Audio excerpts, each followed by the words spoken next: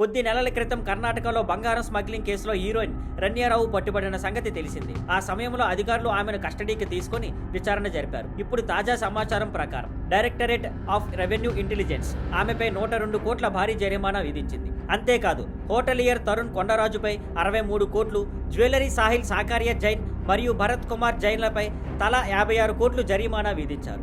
ఈ ముగ్గురిని అధికారులు బెంగళూరు సెంట్రల్ జైల్లో కలిసి 250 పేజీల నోటీసుతో పాటు 2500 పేజీల అనుబంధ పత్రాలు అందజేశారు. ఈ డాక్యుమెంట్స్ తయారు చేయడం చాలా కష్టం.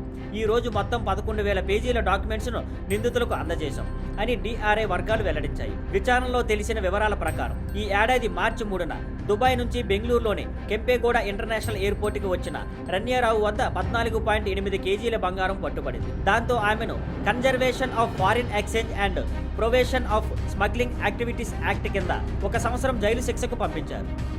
Thank you for watching. Please like, share and subscribe.